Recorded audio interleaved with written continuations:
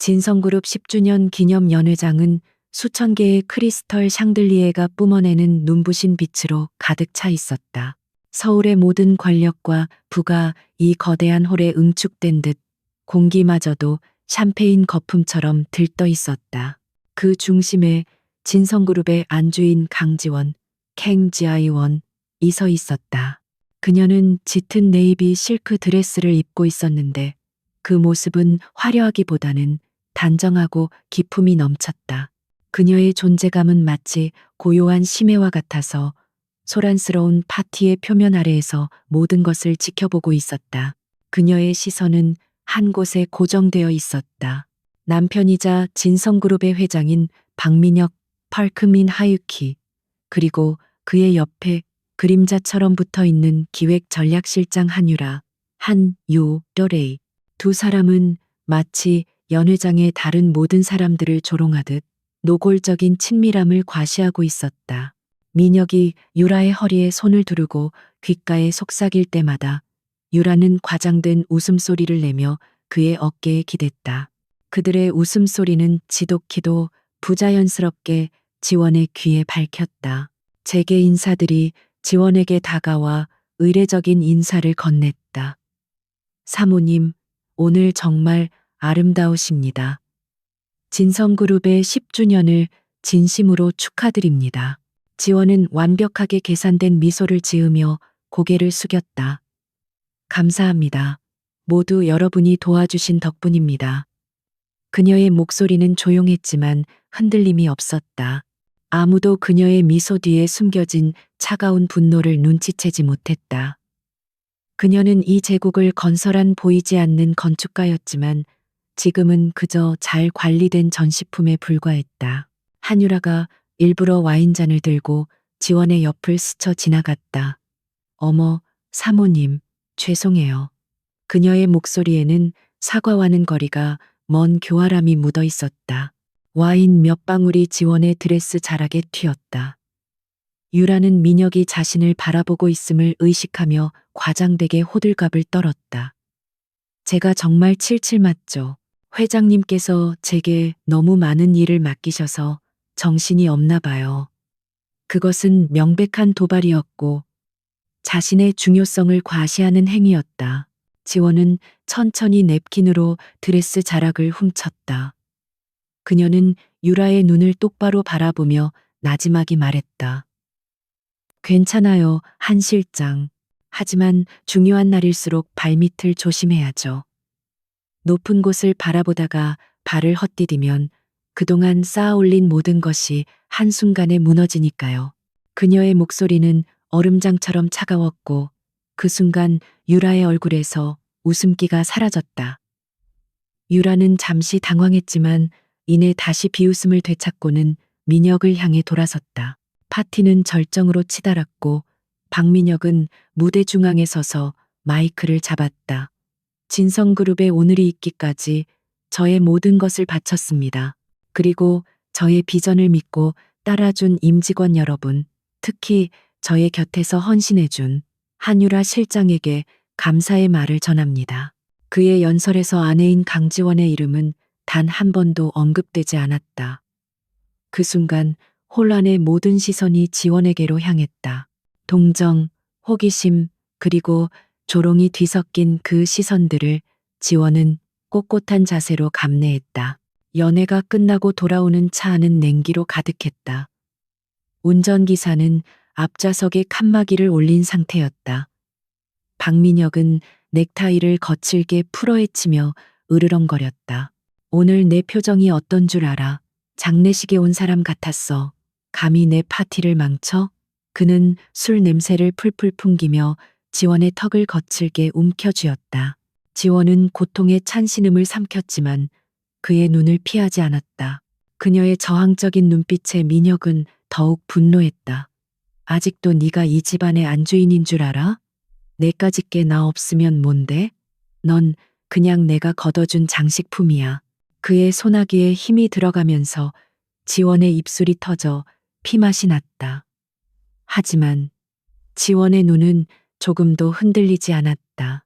그 눈빛은 네가 아는 나는 전부가 아니다라고 말하는 듯했다. 그 사실이 민혁을 더욱 미치게 만들었다.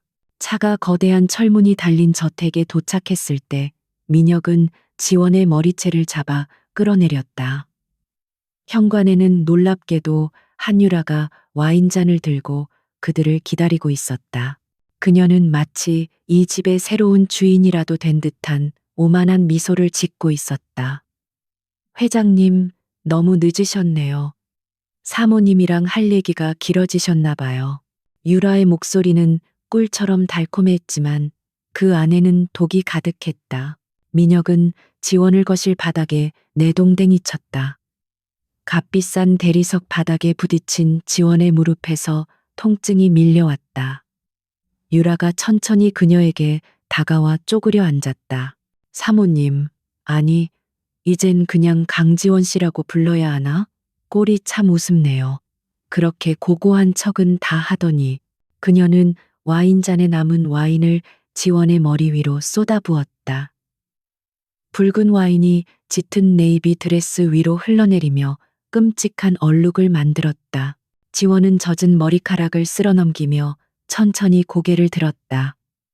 그녀의 눈은 분노로 불타고 있었지만 목소리는 놀라울 정도로 차분했다. 이게 당신들이 원했던 건가요? 이 저택, 이 자리, 그리고 이 남자? 그녀는 민혁을 경멸 어린 시선으로 쳐다보았다. 민혁은 자신의 전리품 두 명이 한자리에 있는 광경에 만족스러운 듯 소파에 깊숙이 몸을 묻었다. 그래, 이게 내가 원했던 거야. 유라가 날카롭게 소리쳤다. 네가 가진 모든 것, 넌 그저 운이 좋아서 민혁 씨를 만났을 뿐이잖아. 이 거대한 진성그룹이 사실은 민혁 씨의 능력이 아니라 내 머리에서 나왔다는 그 빌어먹을 소문. 내가 오늘 그 소문이 얼마나 터무니없는 건지 증명해 줄게. 유라는 민혁에게 눈짓했고 민혁은 서류 가방에서 종이 뭉치를 꺼내 지원의 얼굴에 던졌다. 종이들이 눈처럼 흩날리며 지원의 몸 위로 떨어졌다. 그것은 이혼 합의서였다. 서명에 민혁이 명령했다. 네가 가진 모든 걸 포기하고 이 집에서 나가는 조건으로 위자료는 한 푼도 없어. 네가 감히 내 뒤에서 날 조종하려 했다는 증거는 내가 다 가지고 있으니까. 얌전히 도장 찍고 꺼지면 네가 감옥에 가지 않게는 해줄 수 있지. 그의 목소리는 잔인한 희열로 가득 차 있었다. 지원은 이혼 서류를 집어들었다. 그녀의 이름 옆에 찍혀야 할 빈칸을 바라보았다. 그녀가 10년간 헌신했던 모든 것의 대가가 이것이었다. 배신, 모욕, 그리고 빈손. 그녀는 피가 흐르는 자신의 입술을 손가락으로 닦았다. 그리고는 천천히, 아주 천천히 일어섰다. 그녀의 움직임에는 더 이상 두려움이나 순종이 남아있지 않았다. 펜, 필요 없어요. 지원이 나지막이 말했다. 그녀는 자신의 피 묻은 손가락으로 이혼 서류의 서명란에 자신의 이름 강지원을 적기 시작했다. 선명한 핏자국이 하얀 종이 위에 짙게 베어들었다.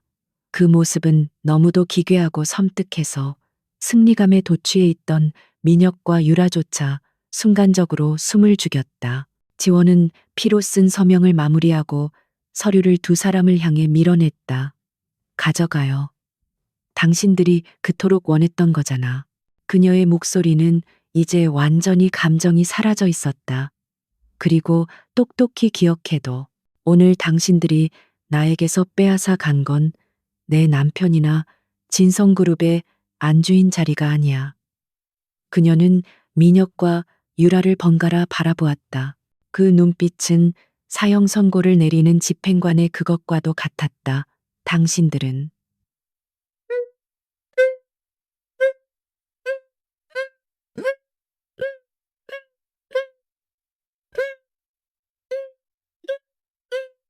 그 눈빛은 사형 선고를 내리는 집행관의 그것과도 그 말을 끝으로 지원은 뒤돌아섰다.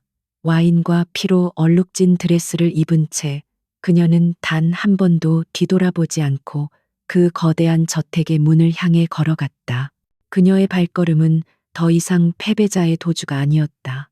그것은 지옥의 문을 열고 나온 복수의 여신이 내딛는 첫걸음이었다. 어둠 속으로 사라지는 그녀의 뒷모습에서 민혁과 유라는 자신들이 감당할 수 없는 무언가를 깨웠음을 본능적으로 직감했다. 새벽의 차가운 공기가 강지원의 찢어진 드레스 사이로 파고들었지만 그녀는 추위를 느끼지 못했다. 그녀의 내면은 이미 모든 감각이 마비된 혹한의 극지방과도 같았다. 피와 와인으로 얼룩진 몰골이었지만 거대한 철문을 등지고 걸어 나오는 그녀의 등은 그 어느 때보다 꼿꼿했다. 그녀는 주머니에 아무것도 넣지 않았고 문자 그대로 빈손이었다. 하지만 박민혁과 한유라가 모르는 사실은 그녀의 가장 강력한 자산은 애초에 그 저택 안에 존재한 적이 없다는 것이었다. 그녀는 화려한 강남의 저택가를 벗어나 무작정 걸었다. 발 뒤꿈치가 까져 피가 흘렀지만 걸음은 멈추지 않았다. 택시를 잡지도 누군가에게 연락하지도 않았다. 몇 시간을 걸었을까 동이 트기 시작할 무렵. 그녀는 서울의 오래된 구역인 종로의 한 낡은 상가 건물 앞에 섰다. 배경호 법률사무소라는 빛바랜 간판이 아침 안개 속에서 희미하게 보였다.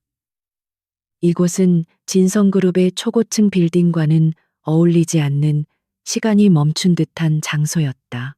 지원은 망설임 없이 삐걱거리는 계단을 올라 2층으로 향했다. 사무실 문은 굳게 닫혀 있었지만 그녀는 익숙하게 문 옆에 낡은 인터콤을 눌렀다.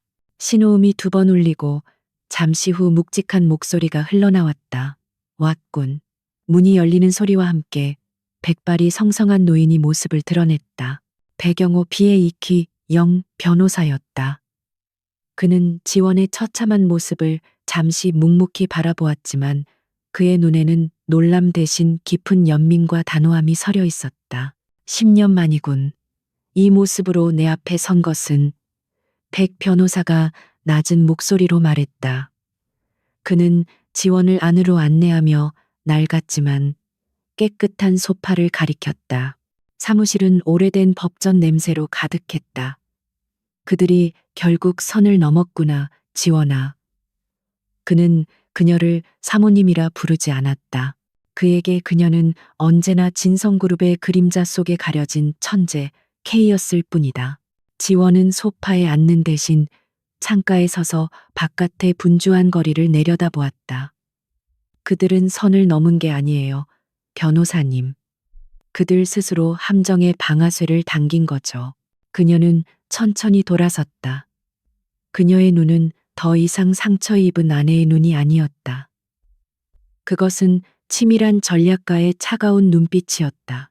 10년 동안 잠자고 있던 모든 것을 깨울 시간입니다. 오메가 프로토콜을 발동해 주세요.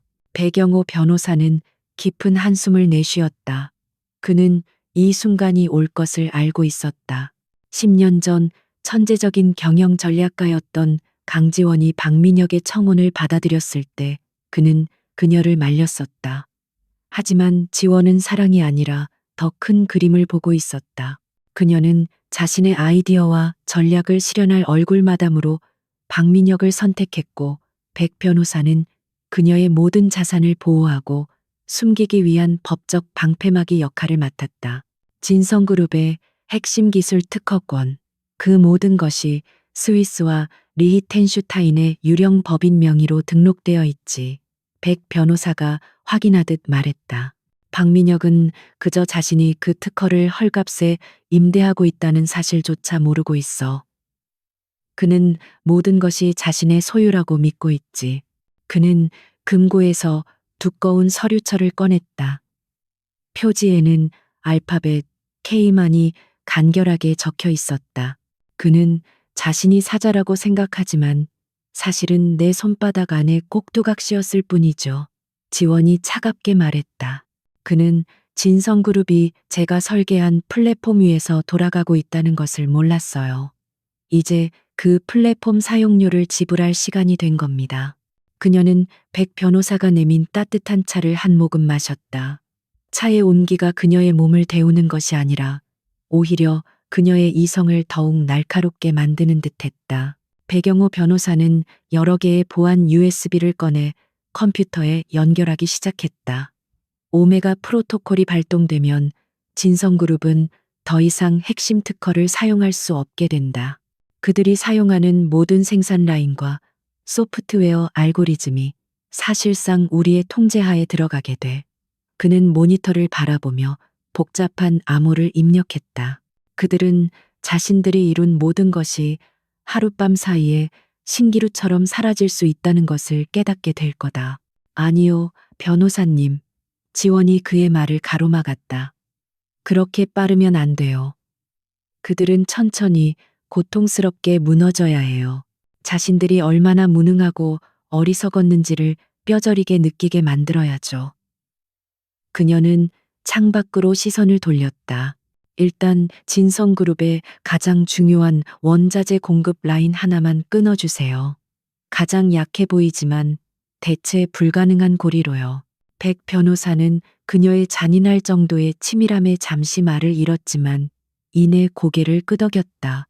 이것이 바로 그가 알던 K의 방식이었다. 적에게 희망을 주었다가 절망으로 떨어뜨리고 다시 기회를 주는 척하며 더 깊은 나락으로 밀어넣는 방식. 그는 새로운 지시를 입력했다. 페루의 히토류 광산 계약건 말인가? 알겠다. 내일 아침이면 진성그룹은 원자재 수급에 비상이 걸릴 거다. 그리고 지원은 말을 이었다. 제가 사용할 새로운 신분과 거처가 필요해요. 박민혁의 감시망에서 완전히 벗어난 곳으로요. 그녀는 찢어진 드레스 자락을 바라보았다. 강지원은 오늘 밤 죽었습니다. 이제부터는 오직 K만이 존재할 뿐입니다. 백 변호사는 서랍에서 열쇠 꾸러미와 검은색 가방 하나를 꺼내 그녀에게 건넸다. 가방 안에는 위조 방지 처리가 완벽한 새로운 신분증, 국제 변호사 자격증, 그리고 막대한 금액이 들어있는 무기명 채권이 들어있었다. 또한 그녀가 입을 수 있는 검은색 정장 한 벌도 있었다. 남산 근처에 아무도 모르는 펜트하우스가 준비되어 있다. 보안은 최고 수준이고 네가 필요로 하는 모든 통신 장비가 갖춰져 있지. 백 변호사가 말했다. 지원은 사무실 안쪽의 작은 화장실로 들어가 피와 와인으로 얼룩진 드레스를 벗어 던졌다. 그것은 지난 10년간의 굴욕적이고 순종적이었던 삶의 허물이었다. 그녀는 차가운 물로 얼굴을 씻고 가방에서 꺼낸 검은색 정장으로 갈아입었다. 몸에 꼭 맞는 날카로운 실루엣의 정장은 그녀를 완전히 다른 사람으로 만들었다. 거울 속에 비친 여성은 더 이상 박민혁의 아내가 아니었다. 그녀는 냉혹한 복수의 화신, K 페이크 자체였다. 사무실을 나오기 전 지원은 백 변호사에게 마지막으로 물었다. 박민혁의 재정 상태는 어떻죠? 그가 숨겨둔 비자금은요? 백 변호사가 얇은 서류 한 장을 건넸다. 네가 예상한 대로야. 그는 한유라의 이름으로 해외에 거액의 자산을 빼돌리고 있어. 자신이 횡령을 저지르고 있다는 사실조차 모른 채 그저 사랑을 과시하고 있다고 생각하겠지. 지원의 입가에 처음으로 희미한 미소가 떠올랐다. 그것은 기쁨이 아닌 극도의 경멸이 담긴 냉소였다. 완벽하군요. 그들은 스스로 무덤을 파고 있었네요. 그녀는 서류를 다시 백 변호사에게 돌려주었다. 그 증거들 잘 보관해 주세요. 가장 결정적인 순간에 사용해야 하니까요. 그녀는 낡은 법률사무소의 문을 열고 나섰다. 아침 햇살이 그녀의 검은 정장 위로 쏟아졌지만 그녀의 눈빛은 여전히 심연처럼 어두웠다. 박민혁의 집무실은 승리의 전리품으로 가득 차 있었다.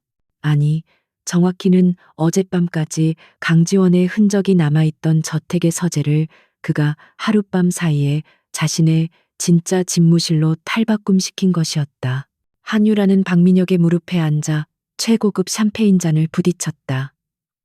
우리의 승리를 위하여, 민혁 씨. 그녀의 목소리는 욕망과 성취감으로 달콤하게 떨렸다. 박민혁은 유라의 허리를 감싸 안으며 굵은 목소리로 웃었다. 승리? 이건 시작에 불과해, 유라야. 그 여자, 강지원이 없으니 이 공기마저 상쾌하군. 진작에 내쫓았어야 했는데 그는 10년간 자신을 짓눌러 왔다고 믿었던 아내라는 족쇄가 사라진 것에 대한 해방감에 도취해 있었다. 그는 진성그룹의 성공이 오롯이 자신의 것이라 믿어 의심치 않았다. 이제 진성그룹은 완벽하게 우리의 것이에요. 한유라가 그의 넥타이를 장난스럽게 잡아당기며 속삭였다. 그 여자가 구축해 놓은 그 따분하고 비효율적인 시스템들 제가 전부 뜯어 고칠 거예요. 더 빠르고 더 공격적으로 저 한유라의 방식으로요. 그녀는 자신이 강지원보다 훨씬 유능한 전략가라고 진심으로 믿고 있었다. 강지원의 그늘에 가려져 있던 것은 박민혁이 아니라 바로 자신이었다고 생각했다.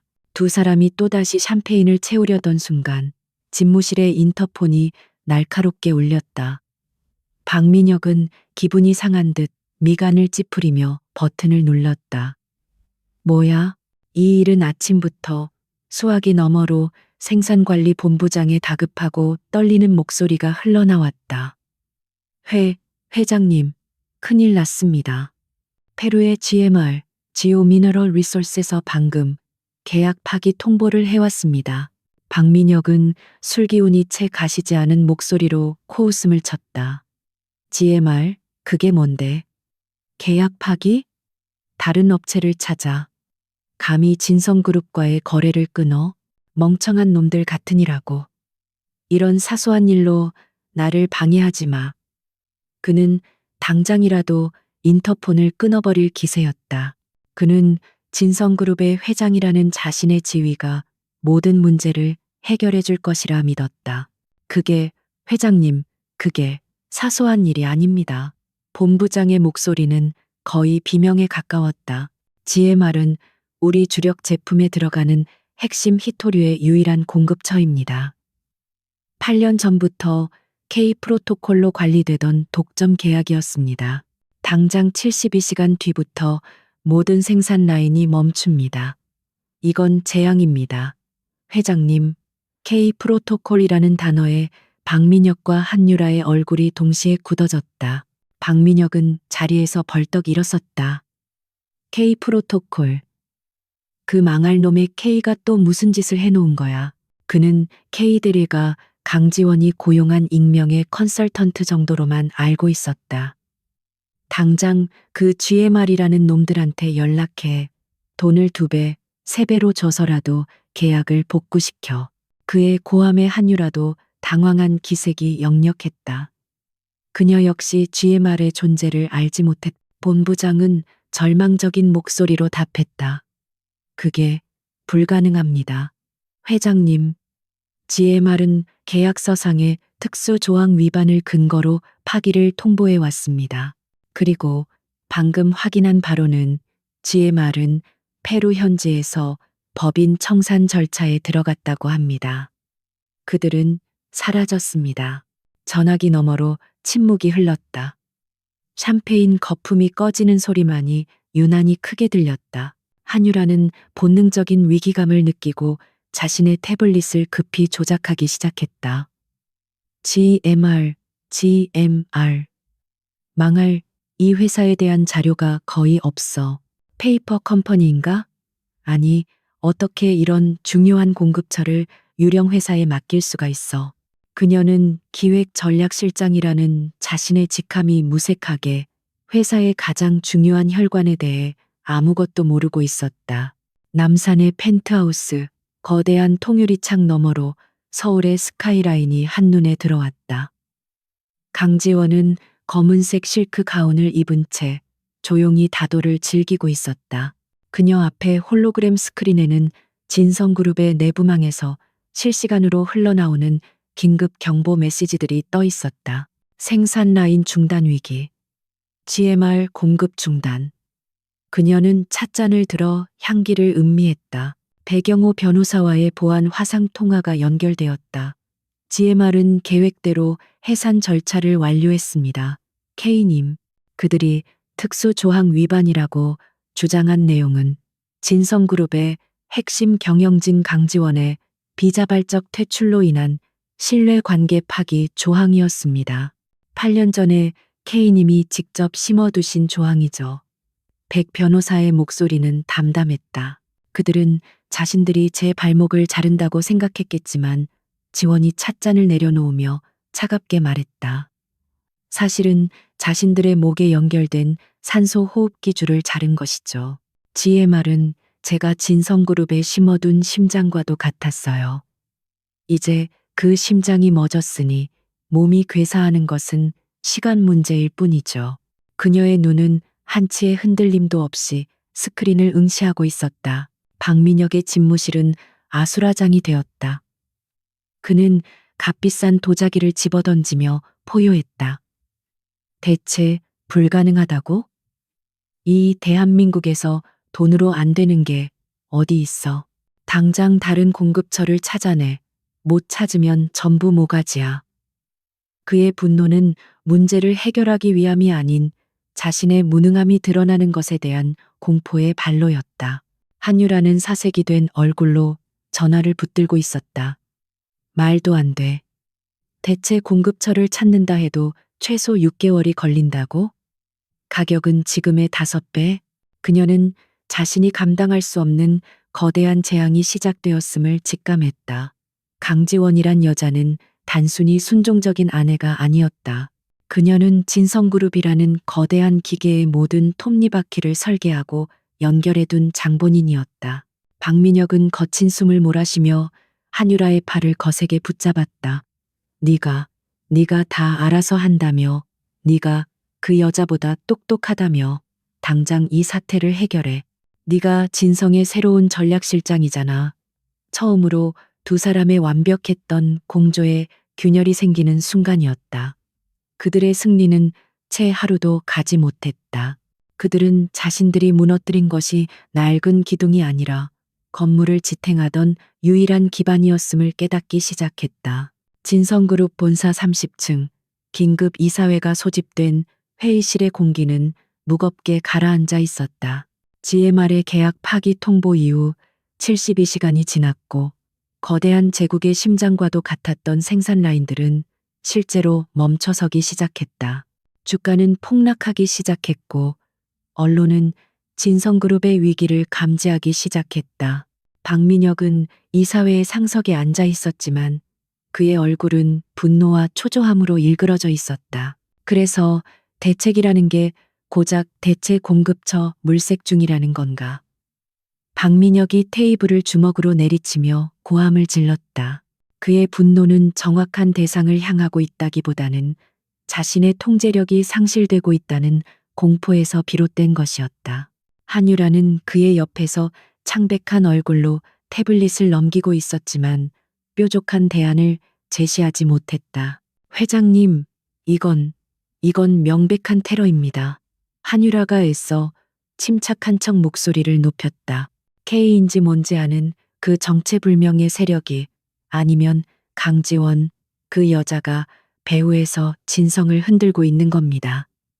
이럴 때일수록 우리는 내부 결속을 다지고 그녀의 말은 설득력을 잃어가고 있었다. 이사들은 더 이상 그녀를 회장의 총애를 받는 유능한 실장으로 보지 않았다. 바로 그때 이사회의 가장 연장자이자 진성그룹의 창립 멤버 중 한 명인 김 이사가 무겁게 입을 열었다. 회장님, GMR 사태도 심각하지만 지금 우리가 논의해야 할 문제는 그것뿐만이 아닌 것 같습니다. 그의 목소리는 낮고 차분했지만 그 안에는 분명한 경고가 담겨 있었다. 그는 회의실의 대형 스크린에 자신의 태블릿을 연결했다. 스크린에 떠오른 것은 넥서스 컨설팅이라는 생소한 이름의 로고와 함께 진성그룹의 최근 3분기 비전략적 자산 운용에 대한 리스크 분석이라는 제목의 보고서였다. 보고서는 완벽한 영어와 한국어로 작성되어 있었고 그 분석은 지독히도 날카롭고 정밀했다. 박민혁과 한유라는 그 이름을 처음 들어본다는 듯 미간을 찌푸렸다. 넥서스 컨설팅? 이게 뭐요? 김 이사. 지금 외부 업체에 찌라시를 보자는 거요? 박민혁이 불쾌감을 노골적으로 드러냈다. 어젯밤 제 개인 이메일로 도착한 자료입니다. 김 이사는 흔들림 없는 목소리로 말을 이었다. 처음엔 무시하려 했습니다만 그 내용이 너무나도 구체적이었습니다. 특히 한유라 실장이 최근 주도한 글로벌 마케팅 이니셔티브에 대해서 말입니다. 한유라의 심장이 차갑게 내려앉았다. 보고서는 그녀가 전략적 투자라고 포장했던 모든 프로젝트를 해부하고 있었다. 파리에서의 팝업 스토어, 밀라노의 디자인 협업, 두바이의 VVIP 행사. 보고서는 이 모든 것들이 실제 수익으로 연결되지 않았을 뿐만 아니라 지출된 비용의 흐름이 매우 불투명하다고 지적했다. 이 보고서에 따르면 김 이사가 스크린을 가리켰다. 한 실장의 프로젝트에 투입된 자금은 진성그룹의 법인 계좌가 아닌 스위스에 등록된 별개의 법인을 통해 컨설팅 비용 명목으로 지출되었습니다. 그리고 공교롭게도 그 지출 내역은 한 실장의 개인적인 해외 체류 일정과 정확히 일치합니다. 회의실은 순간 얼어붙었다. 이것은 단순한 경영 실책의 문제가 아니었다. 횡령 혹은 배임의 가능성을 노골적으로 시사하고 있었다. 한유라가 자리에서 벌떡 일어났다. 모함입니다. 이건 명백한 모함이에요. 감히 누가 이런. 그녀는 박민혁을 바라보며 애원하듯 외쳤다. 민혁 씨, 아니, 회장님, 저들을 믿으시는 거예요? 저건 다 강지원이 꾸민 짓이 틀림없어요. 박민혁의 얼굴은 불그락푸르락했다. 그는 한유라를 믿어서가 아니라 자신의 승인하에 이루어진 일들이 이제 와서 자신의 발목을 잡는다는 사실에 분노했다. 김 이사, 이 자료의 출처는? 이 넥서스라는 놈들이 대체 누군데 감히 내 경영에. 그의 고함이 회의실을 울렸다. 남산의 펜트하우스. 강지원은 자신의 집무실에서 이 모든 광경을 실시간으로 지켜보고 있었다. 김 이사의 넥타이핀에 부착된 초소형 도청 장치를 통해 전송되는 음성이었다. 그녀는 넥서스 컨설팅의 로고가 떠 있는 자신의 모니터를 바라보았다. 그것은 그녀가 백 변호사를 통해 하룻밤 만에 설립한 유령 컨설팅 회사였다. 예상대로군요. 지원이 백 변호사와의 보안 통화에 대고 나지막이 말했다. 박민혁은 문제가 발생하면 이성적인 해결 대신 자신의 권위에 대한 도전으로 받아들이죠.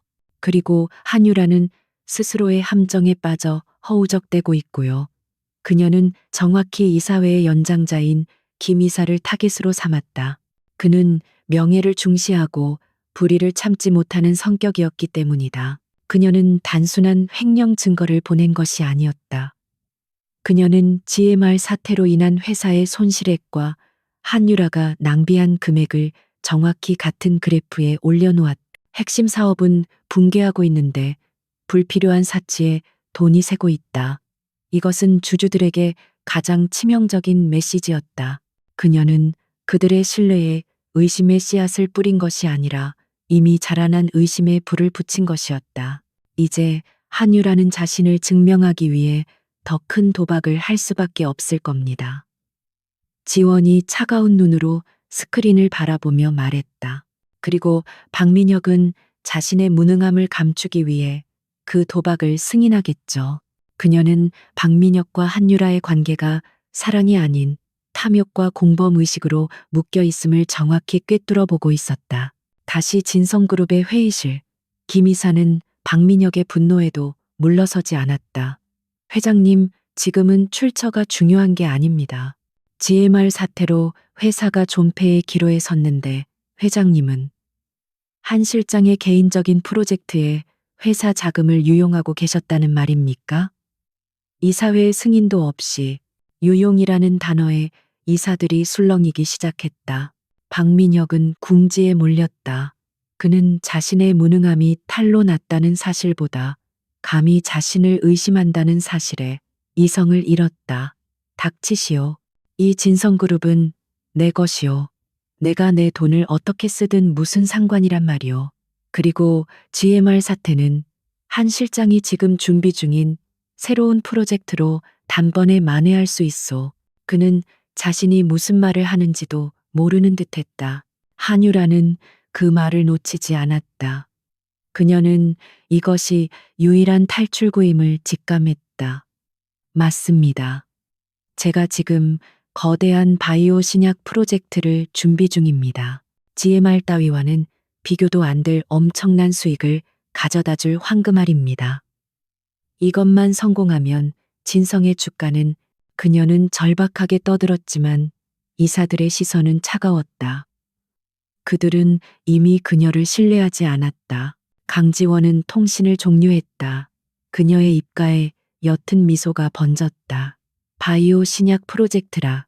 그녀는 이미 한유라가 그 분야에 욕심을 내고 있다는 것을 알고 있었다.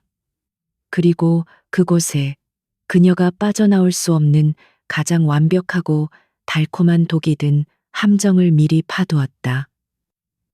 의심은 뿌려졌고 균열은 시작되었다. 이제 그 균열을 무너뜨릴 차례였다.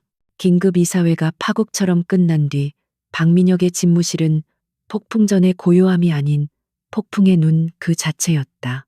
그는 값비싼 위스키를 병째 들이켰지만 술기운은 그의 분노와 공포를 잠재우지 못했다. 한유라는 더 이상 그의 무릎에 앉아 있지 않았다. 그녀는 방 한쪽에서 미친 듯이 태블릿을 조작하고 있었다. 김 이사가 던진 횡령이라는 단어는 이사회 전체의 독처럼 퍼져나갔고, 이제 그녀는 단순한 총애받는 실장이 아니었다. 그녀는 GMR 사태를 해결하고 자신의 결백을 증명해야 하는 궁지에 몰린 쥐였다. 바이오 신약 프로젝트. 박민혁이 으르렁거렸다. 그게 정말 GMR의 손실을 메우고도 남을 만큼 대단한 거야? 네가 이사회에서 한 말, 허풍이 아니었겠지.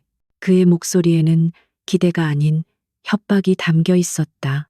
그는 한유라를 믿는 것이 아니라 그녀가 만들어낼 기적에 자신의 운명을 걸어야 하는 상황에 분노하고 있었다. 그의 무능함이 그를 막다른 골목으로 몰아넣고 있었다. 한유라는 고개를 번쩍 들었다. 그녀의 눈은 공포와 야망으로 이글거렸다. 허풍이요? 회장님, 이건 강지원이 평생 만져보지도 못할 거대한 기회예요. 그녀는 자신이 찾은 기회를 필사적으로 포장했다. 미국의 에테르레드 테라퓨틱스, 에이텔레드 테라퓨틱스라는 신생 바이오 기업이에요. 획기적인 알츠하이머 치료제 크로노스의 3상 임상 시험을 앞두고 있어요. 데이터가 완벽해요. 그녀는 완벽하다는 단어에 힘을 주었다. 사실 그녀는 이 프로젝트를 검토한 지 겨우 이틀밖에 되지 않았다. GMR 사태가 터지기 직전 익명의 국제투자 자문사물론 넥서스 컨설팅의 또 다른 위장 법인이었다로부터 EMA 추천서를 받았다. 그때는 그저 자신의 포트폴리오를 늘릴 기회 정도로 생각했지만 지금 이것은 그녀의 유일한 동아줄이었다. 신생기업이라고? 삼상 임상? 박민혁은 바이오 분야에 대해서는 문외한이었지만 그 단어들이 풍기는 위험성은 알고 있었다. 그런 도박에 지금 진성의 명운을 걸겠다는 거야. GMR 사태도 해결 못한 주제에 그는 한유라를 몰아붙였지만 동시에 그녀가 아니라고 말할까봐 두려워했다. 그에게는 다른 대안이 없었다. 도박이 아니에요. 한유라가 비명을 지르듯 외쳤다. 데이터를 보세요. 이건 신의 영역이에요. 강지원이 했다면 10년은 좋게 걸렸을 일을 저는 단 6개월 안에 해낼 수 있어요. 이사회가 감히 저를 의심했죠. 이 크로노스 하나면 진성그룹은 GMR 따위는 잊어버릴 만큼 거대해질 거예요. 회장님은 세계적인 거물이 되시는 거고요. 그녀는 교묘하게 그의 탐욕을 자극했다. 남산의 펜트하우스. 강지원은 배경호 변호사와 함께 에테르레드 테라퓨틱스의 가상 데이터룸을 들여다보고 있었다. 스크린에는 한유라가 그토록 완벽하다고 믿었던 임상 데이터가 끝없이 펼쳐져 있었다. 그것은 모두 강지원이 직접 설계한 가짜 데이터였다.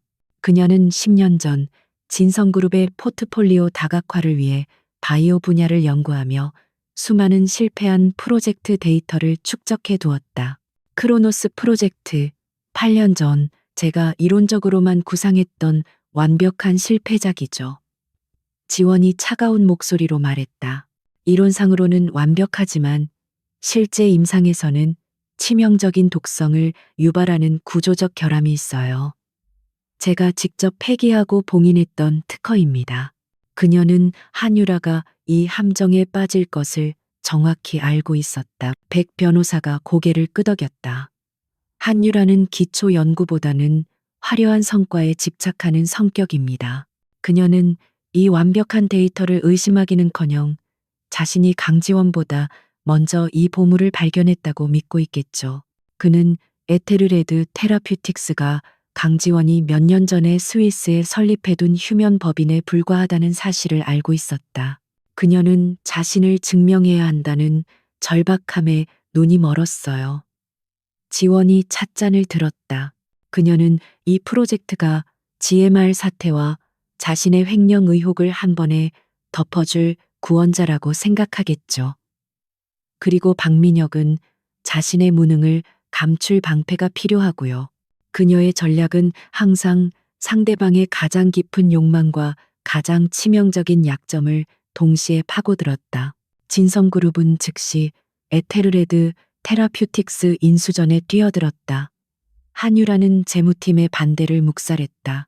지금 같은 위기 상황에 그런 거대 자본을 투입하는 것은 자살행위입니다. 재무 담당 이사가 결사적으로 반대했다. 그는 강지원이 구축해놓은 보수적이고 안정적인 재무 시스템의 마지막 수호자였다. 한유라는 그를 비웃었다. 그러니까 당신들이 강지원 밑에서 그 모양 그 꼴이었던 겁니다. 위기는 곧 기회예요. 이 정도 배짱도 없이 어떻게 회사를 운영합니까? 그녀는 박민혁의 승인을 받아 GMR 사태로 이미 바닥을 드러내고 있던 회사의 비상 예비 자금을 모조리 끌어모았다. 그녀는 자신이 강지원의 낡은 시스템을 부수고 새로운 질서를 세우고 있다고 착각했다. 하지만 인수는 순조롭지 않았다. 갑자기 싱가포르의 익명 펀드라는 경쟁자가 나타나 인수 가격을 천정부지로 끌어올리기 시작했다.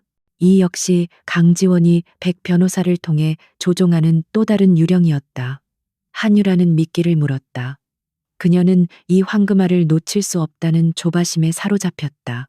회장님, 돈이 더 필요합니다. 저들이 우리보다 더 높은 금액을 불렀어요. 한유라는 거의 울부짖으며 박민혁에게 매달렸다. 박민혁은 이미 이성을 잃었다.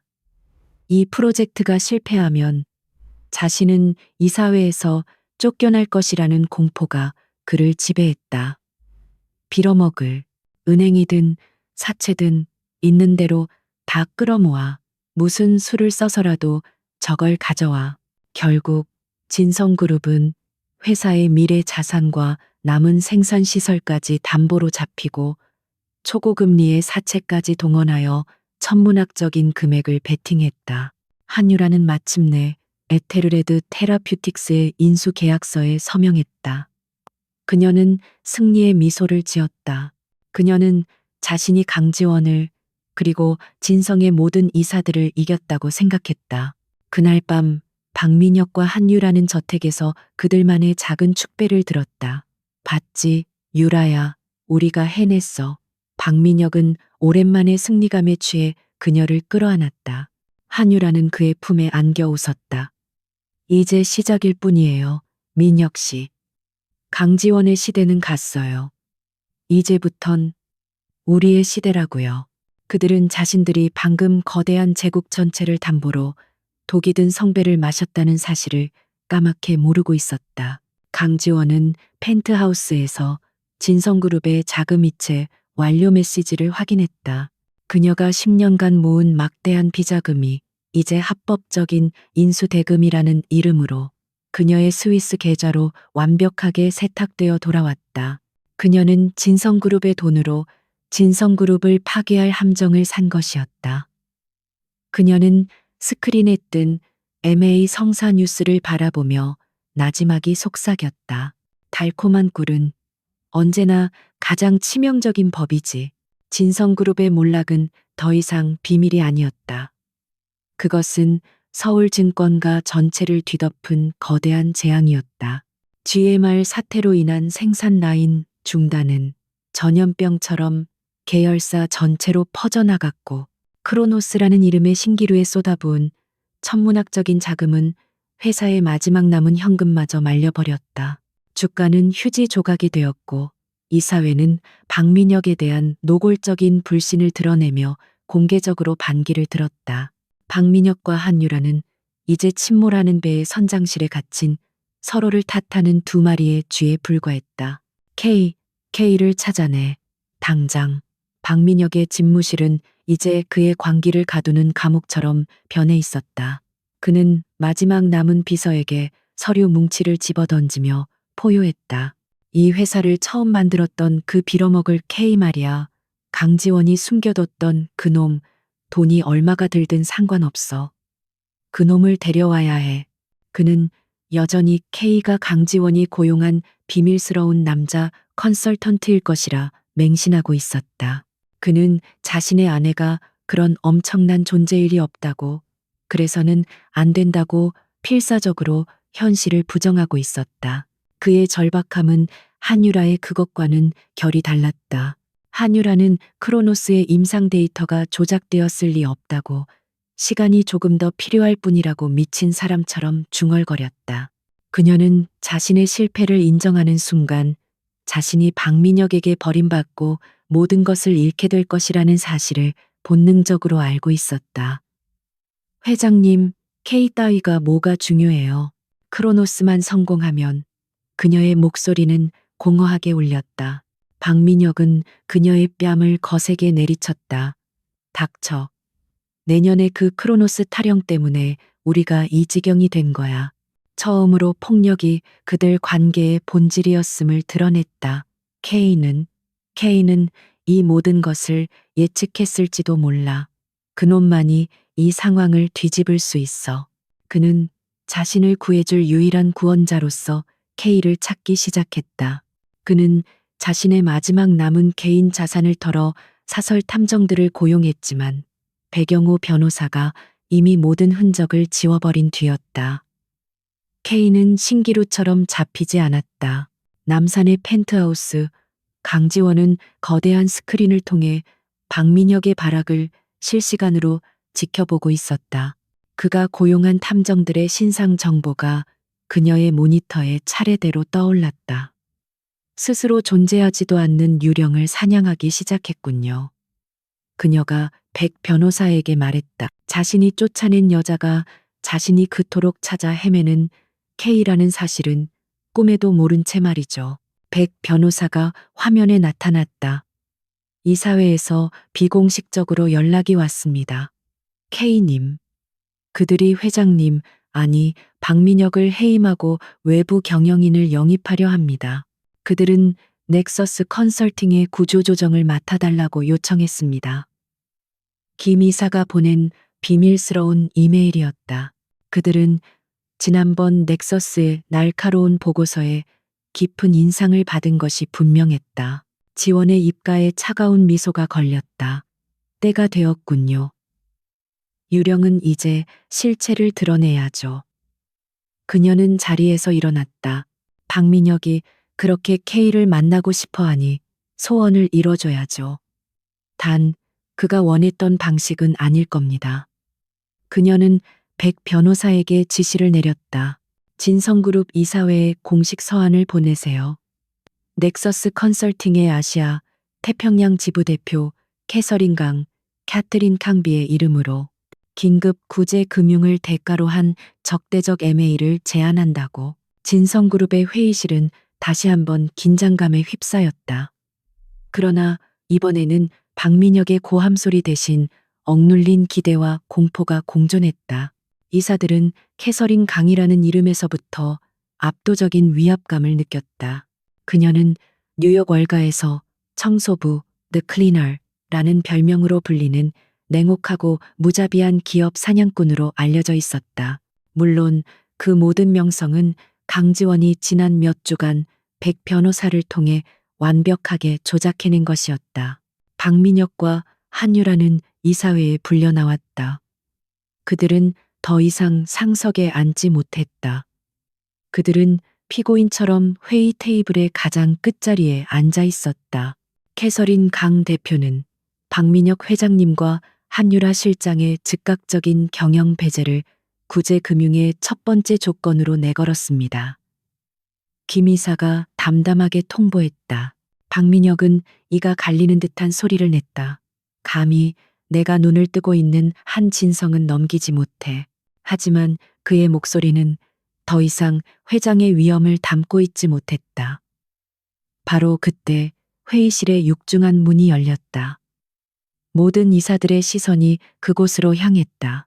회의실 안으로 한 여성이 걸어 들어왔다. 강지원이었다. 하지만 그곳에 있는 누구도, 심지어 박민혁과 한유라조차도 그녀를 즉시 알아보지 못했다. 그녀는 날카롭게 재단된 순백의 샤넬 슈트를 입고 있었고 흑단처럼 검은 머리는 빈틈없이 뒤로 넘겨 묶여 있었다. 그녀의 얼굴은 완벽한 화장 아래 어떤 감정도 드러내지 않았고 눈빛은 만년설처럼 차가웠다. 그녀는 더 이상 강남의 저택에 갇혀 있던 순종적인 아내가 아니었다. 그녀는 캐서린 강이었다. Good morning, gentlemen. 그녀가 완벽한 미국 동부 억양의 영어로 입을 열었다. 그녀의 시선은 이사들을 천천히 훑어본 뒤 회의실의 끝에 앉아 있는 두 사람에게 향했다. 그녀는 잠시 그들을 바라보더니 경멸과 조소가 섞인 미소를 지으며 차가운 한국어로 말했다. 박민혁 씨, 한유라 씨, 당신들의 재무제표를 검토했습니다. 비참하다는 말은 오히려 관대한 표현이더군요. 박민혁과 한유라의 얼굴에서 핏기가 가셨다. 그들은 유령이라도 본 듯한 표정이었다. 너, 강지원, 박민혁이 더듬거리며 중얼거렸다. 그의 뇌는 눈앞의 광경을 받아들이기를 거부했다. 어떻게 네가 넥서스? 캐서린, 아니, 강지원은 테이블에 자신의 태블릿을 올려놓았다. 스크린에는 크로노스의 치명적인 독성을 증명하는 그녀가 숨겨두었던 진짜 임상 데이터가 떠올랐다. 한유라 실장, 당신은 내가 8년 전에 폐기했던 실패한 프로젝트에 이 회사에 마지막 남은 피를 쏟아부었더군요. K를 찾으셨다고요? K가 만든 최악의 함정에 스스로 뛰어드신 겁니다. 그제야 박민혁은 깨달았다.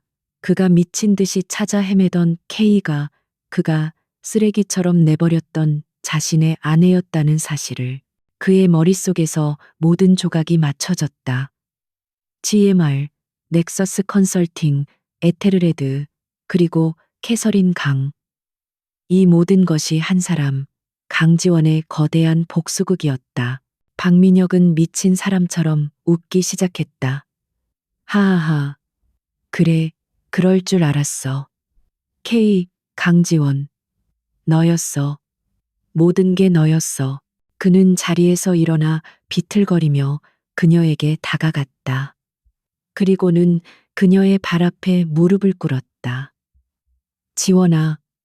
아니, K님, 제발 이 회사를 살려주시오. 내 회사를. 제발. 내가 잘못했어. 모든 걸 다 줄게.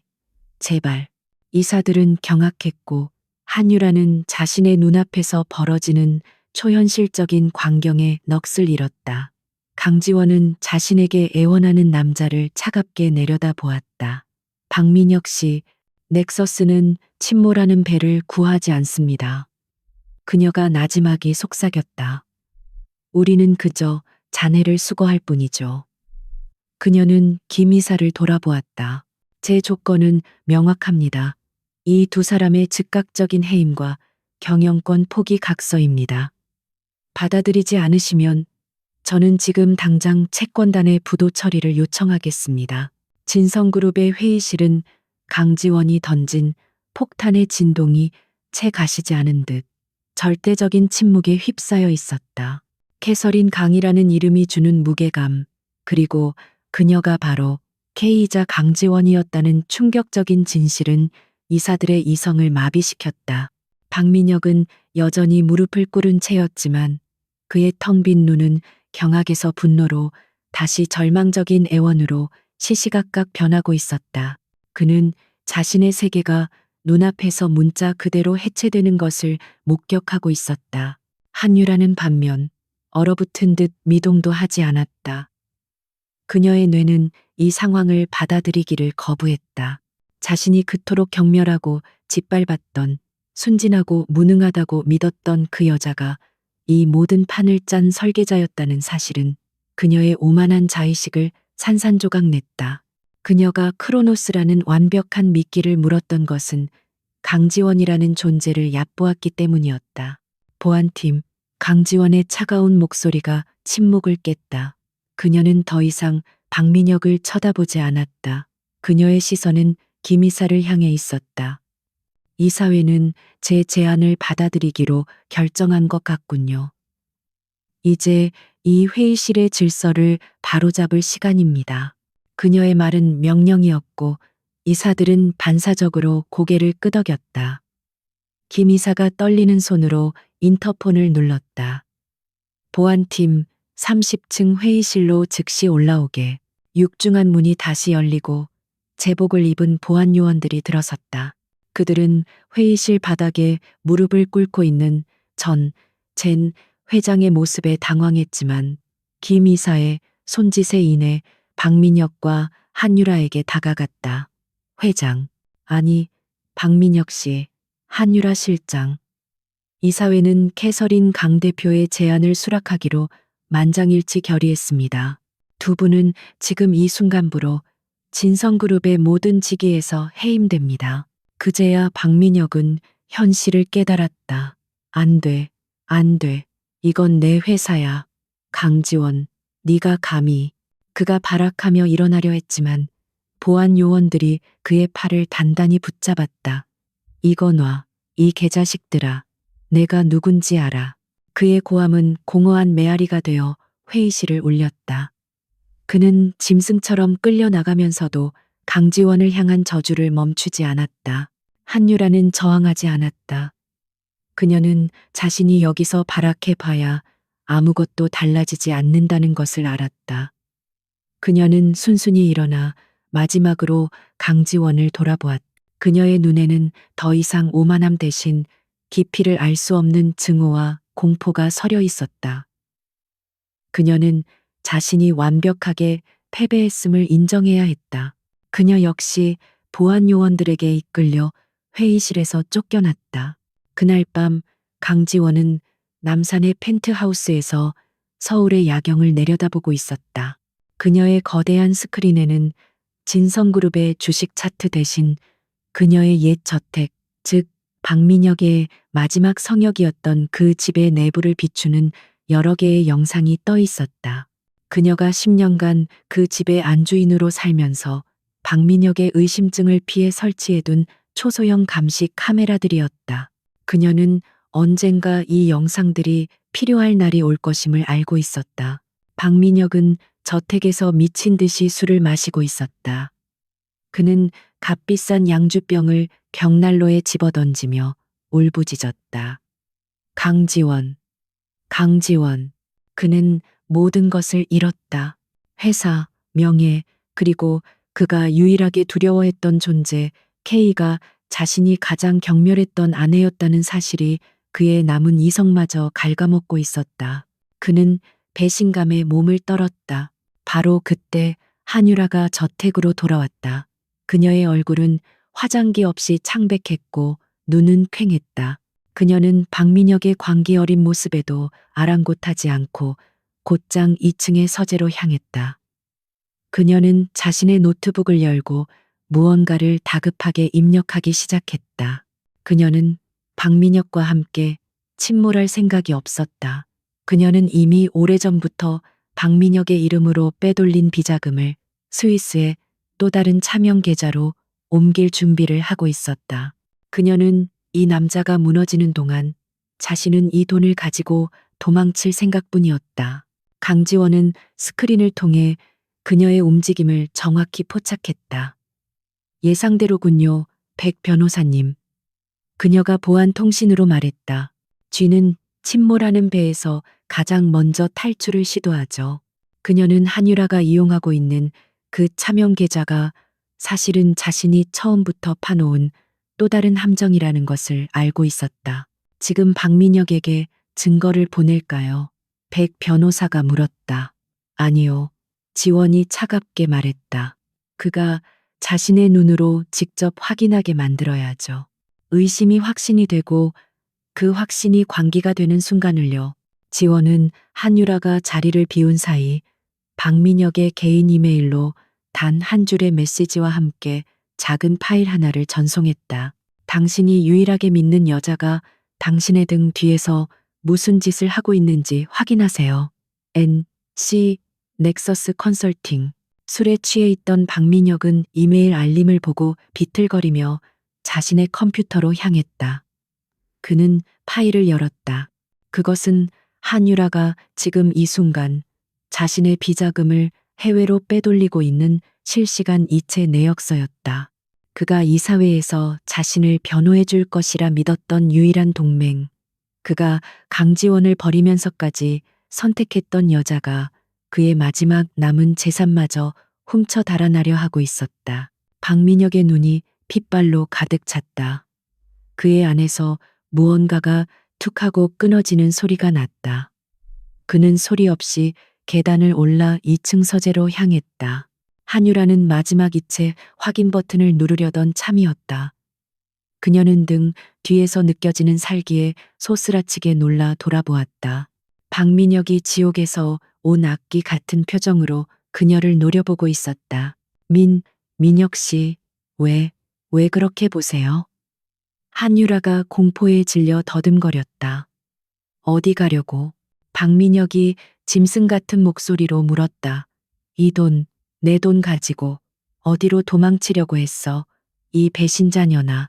그는 노트북 화면을 가리켰다. 한유라의 얼굴이 사색이 되었다. 아, 아니에요. 오해야. 이건 우리 둘을 위한, 우리? 박민혁이 광기 어린 웃음을 터뜨렸다. 강지원도, 너도 전부 다 날 배신했어. 그는 테이블을 엎어버리고 한유라에게 달려들었다. 네가 감히 날 속여? 내까짓게 감히. 저택 안에는 한유라의 처절한 비명과 박민혁의 분노 어린 고함, 그리고 기물이 부서지는 소리가 울려 퍼졌다. 박민혁은 이성을 잃고 한유라의 목을 조르기 시작했다. 내 돈 내놔. 내 돈 다 어디 있어. 강지원은 펜트하우스에서 이 모든 광경을 무표정하게 지켜보고 있었다. 그녀는 두 괴물이 서로를 물어뜯는 지옥도를 감상하듯 조용히 찻잔을 들었다. 한유라가 숨이 막혀 눈이 뒤집히기 시작할 무렵 지원은 자신의 휴대폰에서 112 버튼을 눌렀다. 그리고는 저택의 주소를 침착하게 말했다. 살인사건이 일어나고 있습니다. 아주 시끄럽군요.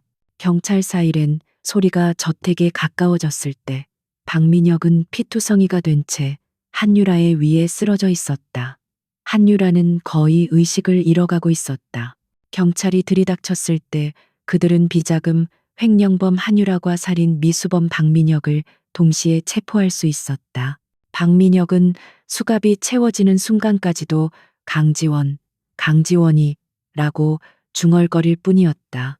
강지원은 자신의 스크린에 떠있던 10개의 분할 화면을 모두 껐다. 이제 화면은 검은색으로 변했다. 그녀의 가장 강력했던 두 적수가 그녀의 손에 피 한 방울 묻히지 않고 서로를 파멸시키며 무대에서 퇴장했다.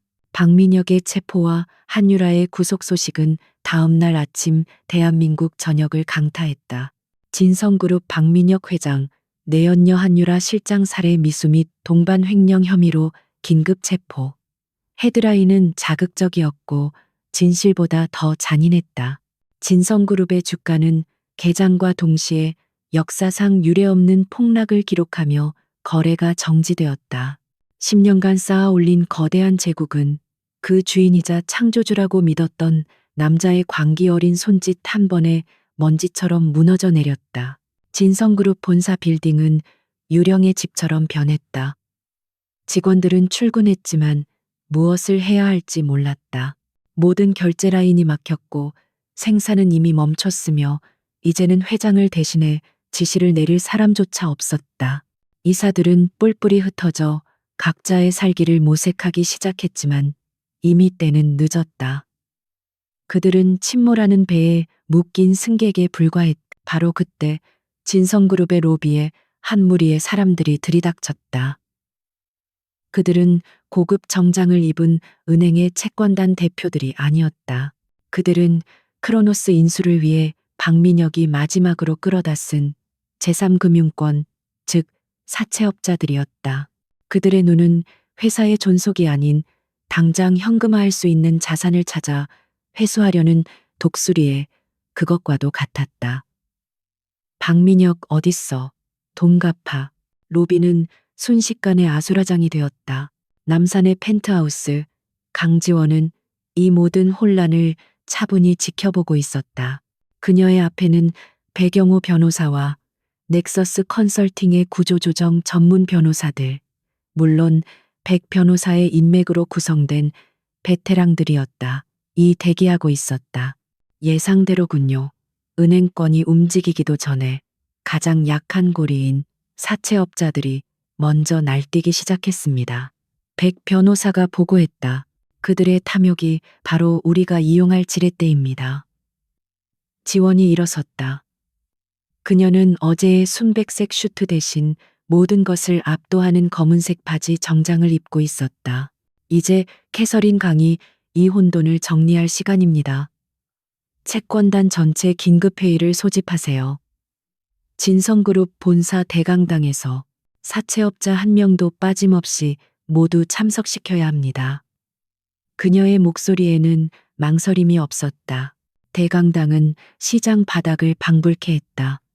은행 관계자들, 기관 투자자들, 그리고 험악한 인상의 사채업자들이 뒤섞여 서로에게 고성을 지르고 있었다. 그들은 모두 자신이 먼저 돈을 회수해야 한다고 주장했다. 그들의 공통된 적은 이제 사라진 박민혁이었고 그들은 서로가 서로의 적이 되어 있었다. 강당의 문이 열리고 캐서린 강이 그녀의 변호인단과 함께 단상 위로 올라섰다. 모든 소음이 순간적으로 멈췄다. 그녀는 월가에서 온 청소부라는 별명에 걸맞은 냉혹한 카리스마로 좌중을 압도했다. 그녀는 마이크 앞에 서서 혼란에 빠진 수백 명의 채권자들을 차갑게 훑어보았다. 여러분이 지금 얼마나 절박하신지 잘 압니다. 그녀의 목소리는 마이크를 통해 강당 전체에 울려 퍼졌다. 여러분의 돈은 사라졌습니다. 박민혁과 한유라가 훔쳐갔고 나머지는 크로노스라는 이름의 쓰레기 더미에 쏟아부었죠. 그녀의 직설적인 말에 모두가 숨을 죽였다. 여러분은 지금 두 가지 선택지가 있습니다. 그녀는 손가락 두 개를 폈다. 첫째, 지금처럼 서로의 멱살을 잡고 이 회사에 남은 자산마저 공중분해시키는 것입니다. 그러면 여러분은 단 한 푼도 건지지 못할 겁니다. 한 사채업자가 무언가를 외치려 했지만 그녀의 날카로운 시선에 입을 다물었다. 둘째, 그녀의 목소리가 더욱 차가워졌다. 이 회사의 즉각적인 파산을 신청하는 것입니다. 파산이라는 단어에 강당이 다시 술렁였다. 파산은 곧 모든 것을 포기한다는 의미처럼 들렸기 때문이다. 왜 파산을 해야 하오? 회생 절차를 밟아야지. 한 은행 관계자가 소리쳤다. 강지원은 그를 비웃었다. 회생? 무엇을 가지고요? 그녀는 스크린에 진성그룹의 현재 재무 상태를 띄웠다. 부채는 자산을 몇 배나 초과했고 현금 흐름은 마이너스였다. 이 회사는 이미 죽었습니다. 여러분이 붙들고 있는 것은 시체에 불과해요. 시체를 되살리려 할수록 부패는 더 빨리 진행될 뿐입니다. 그녀는 정확한 계산을 제시했다. 지금 당장 파산을 신청하고 넥서스 컨설팅의 관리하에 모든 자산을 가장 빠른 시일 내에 매각하는 것. 그것이 여러분이 투자금의 단 10%라도 회수할 수 있는 유일한 길입니다. 그녀는 그들의 마지막 이성을 자극했다. 100%를 잃는 것보다 10%라도 건지는 것이 낫다는 공포 심리였다. 이것이 바로 그녀의 계산된 파산이었다. 그녀는 채권자들이 서로를 불신하고 패닉에 빠지도록 유도한 뒤 그들에게 파산이라는 유일한 탈출구를 제시했다. 그리고 그 탈출구의 문지기는 바로 그녀 자신이었다. 사채업자들은 당장 현금이 급했고 은행들은 손실을 최소화해야 했다. 그들은 캐서린 강의 제안을 받아들일 수밖에 없었다. 만장일치로 진성그룹의 파산 신청과 넥서스 컨설팅을 법정관리인으로 선임하는 안이 통과되었다. 한편 구치소에 수감된 박민혁은 모든 면회를 거부당한 채 변호사만 간신히 만날 수 있었다. 그는 변호사에게 강지원이 K다. 캐서린 강이 강지원이다. 그 여자가 모든 것을 꾸몄다. 고 외쳤다. 하지만 변호사는 그를 그저 충격으로 미쳐버린 재벌 총수로 취급할 뿐이었다. 강지원의 법적 서류는 완벽했고 캐서린 강은 미국에서 저명한 인물로 위장되어이었다. 박민혁의 주장은 미치광이의 망상으로 치부되었다. 한유라 역시 마찬가지였다. 그녀는 횡령 혐의의 살인, 미수 방조 혐의까지 더해져 자신의 형량을 줄이기 위해 박민혁의 모든 비리를 불기 시작했다. 그들이 한때 나눴던 탐욕스러운 사랑은 이제 서로의 목을 조르는 치졸한 폭로전으로 변질되었다. 강지원은 파산 절차가 승인되었다는 보고를 받았다. 이제 진성그룹이라는 이름은 법적으로 사망했다. 그녀는 박민혁과 한유라가 서로를 물어뜯는 구치소 내부 보고서를 읽어보지도 않고 삭제했다. 그들은 더 이상 그녀의 관심 대상이 아니었다. 그녀의 시선은 이제 아무도 거들떠보지 않는 진성그룹의 시체, 그 자산 목록을 향하고 있었다. 경매의 시간이 다가오고 있었다. 서울중앙지방법원 파산 경매장. 거대하고 차가운 이 공간은 한때 대한민국 경제의 심장이었던 진성그룹의 장례식장이 되었다. 화려했던 제국의 자산들은 이제 자산 목록 2024 일과 같은 무미건조한 번호로 불리며 경매인의 냉정한 목소리에 따라 하나씩 팔려나가고 있었다. 참석자는 많지 않았다. 이미 핵심 기술, GMR이 사라지고 치명적인 부실 자산, 크로노스, 많이 남은 이 시체에 감히 손을 댈 투자자는 없었다. 경매장의 가장 뒷줄 그림자 속에 한 남자가 초라하게 앉아 있었다. 한때 진성그룹의 회장이었던 박민혁이었다. 그는 보석금으로 간신히 풀려났지만 그의 모습은 더 이상 재벌 총수의 위엄을 찾아볼 수 없었다. 며칠 만에 수십 년은 늙어버린 듯한 얼굴, 빗질하지 않은 머리, 그리고 초점을 잃은 공허한 눈. 그는 자신이 만든 지옥의 마지막을 보기 위해 혹은 이 모든 것이 꿈이기를 바라며 병적인 이끌림으로 이 자리에 온 것이었다. 다음은 채무자 진성그룹의 핵심 자산입니다. 강남 본사 빌딩 부지 및 건물 일체, 그리고 회사가 보유한 모든 특허권입니다. 경매인이 덤덤하게 외쳤다. 그 말에 몇몇 고철업자들만이 비웃음을 터뜨렸다. 특허권? 크로노스라는 독극물 말이오. 본사 빌딩은 이미 사채업자들이 점거하고 있다던데. 그들에게 진성그룹의 핵심은 더 이상 가치가 없었다. 시작가는 500억 원입니다. 경매인이 마지못해 금액을 불렀다. 한때 수십조 원의 가치를 지녔던 제국의 심장부가 이제는 헐값에도 미치지 못하는 금액으로 나왔다. 하지만 그마저도 아무도 입찰하지 않았다.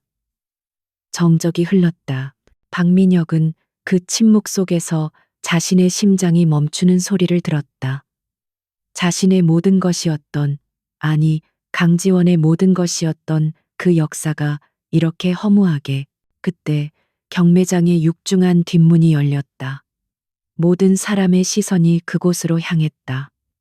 캐서린 강지원이 그녀의 변호인단과 함께 들어섰다. 그녀는 머리부터 발끝까지 흠잡을 데 없는 검은색 정장을 입고 있었다. 그녀의 등장은 마치 장례식장에 나타난 여왕과도 같았고, 그녀의 존재감만으로도 차가운 경매장의 온도가 몇 도는 더 내려가는 듯했다. 그녀는 주위를 둘러보지도 않고 오직 경매장 전면의 단상만을 응시하며 앞줄의 지정석으로 걸어갔다. 박민혁은 숨을 멈췄다. 그녀가 온 것이었다. 이 모든 것을 앗아간 그녀가 이제 마지막 남은 잔해마저 수거하러 온 것이었다. 그의 심장이 공포와 분노, 그리고 기묘한 경외심으로 미친 듯이 뛰기 시작했다. 경매인이 당황한 목소리로 다시 물었다. 자, 진성그룹 핵심 자산, 입찰하실 분 안 계십니까? 유찰되면 501억. 낮고 차가운 목소리가 경매장을 갈랐다. 강지원이었다. 그녀는 입찰 번호표를 드는 대신 그저 단상 위에 경매인을 응시하며 나지막이 말했다. 그 금액은 굴욕적일 만큼 낮은 액수였다. 경매인의 얼굴이 굳어졌다. 그는 이것이 조롱임을 알았지만 절차를 따를 수밖에 없었다. 501억. 501억 나왔습니다. 더 없으십니까? 이 자산의 가치를 아신다면. 하지만 아무도 감히 캐서린 강과 경쟁하려 들지 않았다. 넥서스 컨설팅이 이 자산을 노린다는 것은 이 자산이 넥서스의 손에 들어가지 않으면 영원히 쓰레기가 될 것이라는 월가의 공식적인 사형 선고나 마찬가지였다. 501억 2번. 경매인은 망설였다. 박민혁은 자신도 모르게 자리에서 일어날 뻔했다. 안 돼, 안 된다고 소리 지르고 싶었다. 501억 3번 낙찰되었습니다. 넥서스 컨설팅 캐서린 강 대표님께 낙찰되었습니다. 경매봉 소리가 텅 빈 강당을 탕 하고 울렸다. 그것은 진성그룹의 완전한 사망 선고이자 강지원의 완벽한 승리를 알리는 축포였다. 강지원은 미동도 하지 않았다. 그녀는 변호사에게 서류 처리를 맡기고 조용히 자리에서 일어섰다. 그녀는 경매장을 나가기 위해 박민혁이 앉아 있는 뒷줄을 향해 걸어왔다. 박민혁은 자신에게 다가오는 그녀를 보며 온몸이 마비되는 듯했다. 그녀가 자신을 그냥 지나치려던 순간 박민혁은 마지막 남은 이성의 끈을 놓고 그녀의 팔을 붙잡았다. 강지원, 그의 목소리는 쇠가 긁히는 소리처럼 거칠었다. 아니, K 대체 왜 여기까지 해야 했어? 그의 눈에는 눈물이 고여 있었다. 이 모든 게 처음부터 당신 거였다면 그냥 가지면 됐잖아. 왜 날 이렇게 비참하게 만들어야 했어? 그는 자신이 피해자라고 이 모든 비극의 주인공이라고 믿고 싶었다. 강지원이 천천히 고개를 돌려 그를 바라보았다. 10년 만에 그녀는 박민혁이라는 남자를 오롯이 자신의 눈에 담았다. 경멸도 분노도 아니었다. 그녀의 눈에 비친 것은 모였다. 그는 그녀에게 더 이상 아무것도 아니었다. 박민혁 씨, 그녀가 캐서린 강의 억양이 아닌 그가 기억하던 아내 강지원의 목소리로 나지막이 입을 열었다. 그 목소리에 박민혁은 심장이 얼어붙는 듯했다. 당신은 아직도 아무것도 모르는군요. 그녀가 그의 손을 뿌리쳤다. 내가 원했던 건 이 회사가 아니었어. 난 당신에게 기회를 줬던 거야. 내 모든 것을 기꺼이 당신의 발밑에 깔아주었지. 당신이 내 남편이자 내 파트너가 될 수 있는 기회. 그녀는 한 걸음 더 그에게 다가갔다. 그녀의 눈빛은 이제 심연처럼 깊어졌다. 하지만 당신은 내 모든 것을 짓밟았어. 내 헌신을 무능으로, 내 사랑을 소유물로 취급했지. 그녀의 목소리는 여전히 조용했지만 그 어떤 고함보다 박민혁의 영혼을 날카롭게 베었다. 당신은 당신의 아내를 쫓아낸 게 아니야. 당신은 당신의 K를 버린 거야. 그제야 박민혁은 깨달았다. 이 복수극의 본질은 돈이나 회사가 아니었다. 그것은 짓밟힌 자존심과 배신당한 천재의 가장 완벽하고 잔인한 증명이었다. 그래서 그녀가 말을 이었다. 나는 당신에게서 회사를 빼앗은 게 아니야. 나는 단지 내 것을 되찾으러 온 것뿐이야. 당신이 감히 탐냈던 당신에게는 단 한순간도 속한 적 없었던 내 제국을, 박민혁의 입에서 의미 없는 소리가 새어나왔다. 그의 머릿속 마지막 이성의 성벽이 무너져 내렸다. 그가 경멸했던 아내, 그가 두려워했던 K, 그가 숭배했던 캐서린 강. 그 모든 것이 하나라는 진실의 무게가 그의 텅 빈 영혼을 완전히 짓눌러 버렸다. 그는 갑자기 미친 사람처럼 웃기 시작했다. K가 내 아내였어. 내가 K를. 그는 웃다가 울다가 다시 자신의 머리를 쥐어뜯으며 경매장 바닥에 주저앉았다. 경비 요원들이 달려와 그를 제압하려 했지만 그는 이미 자신의 광기 속에 완전히 갇힌 뒤였다. 강지원은 더 이상 그를 돌아보지 않았다. 그녀는 자신의 제국이었던 건물의 잔해를 뒤로하고 경매장의 문을 열고 나갔다. 밖에는 그녀가 새로 시작할 세상을 비추는 눈부신 햇살이 기다리고 있었다. 경매장의 먼지가 가라앉고 6개월이라는 시간이 흘렀다. 한때 대한민국 재계의 탐욕과 몰락의 상징이었던 낡은 진성그룹 본사 빌딩은 그 이름을 잃었다. 그 자리에는 KSTHGY라는 날카롭고 세련된 푸른색 네온 사인이 서울의 밤하늘을 밝혔다. 빌딩은 뼈대만 남기고 완전히 재탄생했다. 불투명하고 권위적이었던 외벽은 전부 투명한 강화 유리로 교체되어 밤이 되면 빌딩 자체가 거대한 등대처럼 빛을 발했다. 강지원은 이제 캐서린 강이라는 이름과 강지원이라는 과거를 모두 품은 KST레테기의 유일한 회장이었다. 그녀는 더 이상 순백색이나 순흑색의 슈트만을 입지 않았다. 오늘 그녀는 짙은 코발트 블루 색상의 원피스를 입고 있었다. 그것은 차가움과 깊이를 동시에 상징하는 색이었다. 그녀의 집무실은 꼭대기층에 있었지만 박민혁의 것처럼 폐쇄적이지 않았다. 삼면이 유리로 되어 있어 서울 전체가 그녀의 발 아래에 있는 듯한 착각을 불러일으켰다. 그녀는 진성그룹의 시체를 헐값에 인수한 것이 아니었다. 그녀는 자신의 것을 되찾은 뒤 썩은 살을 모두 도려냈다. 크로노스라는 이름의 재앙은 그녀가 월가에서 끌어온 실제 바이오 펀드의 독성 자산으로 헐값에 매각되었다. GMR 사태로 끊어졌던 혈관은 그녀가 K 시절부터 비밀리에 구축해둔 전 세계의 대체 공급망으로 즉시 연결되었다. 회사는 단 3개월 만에 정상 궤도를 되찾았다. 회장님, 1분기 구조조정 성과 보고서입니다. 김 이사가 이제는 K 스트래테기의 부회장이 되어 정중하게 서류를 내밀었다. 그는 강지원에 의해 재신임되었다. 그의 정직함과 명예를 중시하는 성품은 강지원이 새로 구축하려는 투명한 제국에 반드시 필요한 요소였다. 그는 이제 강지원을 단순한 전 주인의 아내나 기업 사냥꾼으로 보지 않았다. 그녀는 창조주 그 자체였다.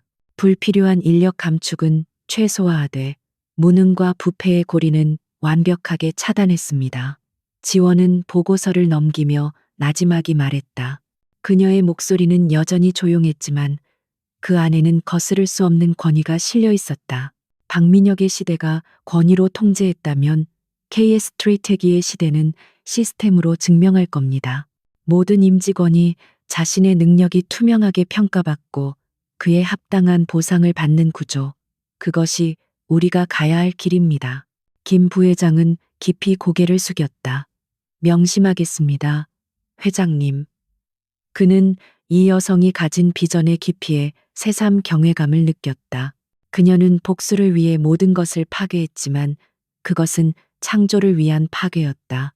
그녀는 박민혁이 10년간 쌓아 올린 모래성보다 훨씬 더 견고한 철옹성을 단 6개월 만에 다시 세우고 있었다. 사회의 관심은 더 이상 몰락한 제국에 머무르지 않았다. 한유라에 대한 재판은 대중의 관심 밖에서 조용히 마무리되었다. 그녀는 박민혁의 모든 비리를 폭로하며 형량을 줄이려 애썼지만 강지원이 배경호 변호사를 통해 검찰에 넘긴 그녀의 단독 횡령 증거는 너무나도 명백했다. 그녀는 박민혁의 살인 미수 혐의에 대한 증언을 대가로 간신히 무기징역을 피했을 뿐 15년이라는 중형을 선고받고 교도소에 수감되었다. 그녀의 야망은 차가운 감방 안에서 썩어가게 되었다. 그리고 박민혁. 그는 법정에서 심신미약을 주장했다. 그는 정말로 미쳐가고 있었다. 그는 재판 내내 KK가 강지원이다. 그 여자가 모든 것을 조작했다. 고 울부짖었지만 아무도 그의 말을 믿어주지 않았다. 그가 진성그룹의 자금을 빼돌리고 한유라를 폭행한 증거는 명백했다. 그는 강지원이 제공한 살인미수 혐의에 대한 증거저택 내부 CCTV 덕분에 감형을 받았지만 횡령 및 배임, 폭행 혐의로 징역 8년을 선고받았다. 하지만 그는 그 형기를 다 채우지 못했다. 수감된 지 1년 만에 그는 교도소 내에서 정신 이상 증세가 심각해져 결국 형 집행 정지로 풀려났다. 그는 모든 재산을 잃었고 그를 받아줄 가족은 아무도 없었다. 그는 그가 한때 소유했던 도시의 거리로 버려졌다. 그날 저녁 강지원은 퇴근을 준비하고 있었다. 그녀의 비서가 마지막 일정으로 개인적인 시간이라고 적힌 노트를 확인시켜 주었다.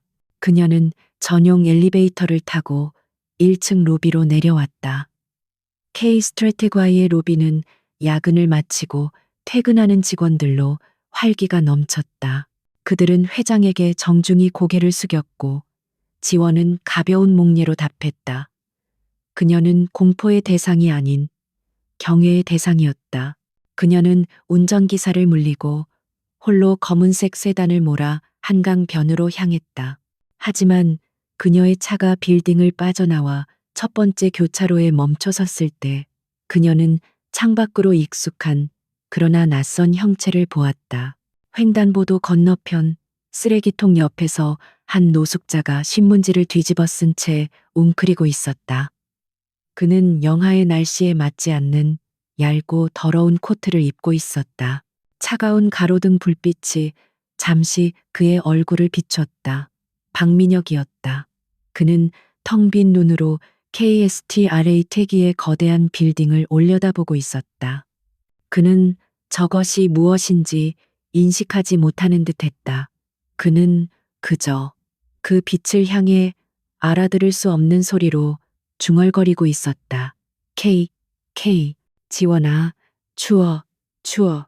신호가 녹색으로 바뀌었다. 강지원의 차는 앞으로 나아갔다.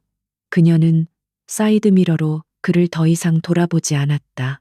그녀의 얼굴에는 어떤 동요도 없었, 연민도, 승리감도, 증오도 없었다. 그는 그녀의 인생에서 완벽하게 삭제된 존재, 그저 도시에 떠도는 수많은 유령 중 하나일 뿐이었다. 복수는 끝났고 그 대가는 치러졌다. 차는 한강이 내려다 보이는 조용한 공원에 10분 뒤 멈춰섰다. 그녀는 차에서 내려 강변의 난간에 섰다. 6개월 전 그녀는 모든 것을 되찾기 위해 지옥에서 돌아왔다. 그리고 오늘 그녀는 모든 것을 가졌다.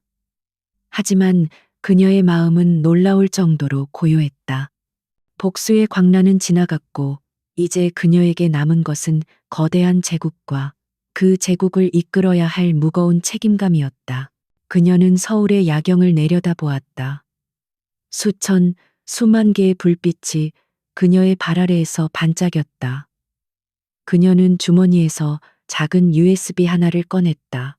그 안에는 그녀가 K로서 10년간 모아온 모든 전략과 미래 산업에 대한 비전이 담겨 있었다. 박민혁은 이 중 10분의 1도 이해하지 못했다. 강지원은 USB를 강하게 움켜쥐었다. 박민혁의 시대는 끝났다. 그녀가 차가운 밤 공기 속에 나지막이 속삭였다. 한유라의 야망도 끝났다. 그녀는 눈을 감았다 떴다. 그녀의 눈은 이제 복수자의 눈이 아닌 개척자의 눈으로 빛나고 있었다. 이제 나의 시대가 시작된다. 그녀는 더 이상 과거의 아내도 복수의 화신도 아니었다. 그녀는 K 스트리테기의 회장 강지원, 대한민국을 움직일 새로운 질서 그 자체였다.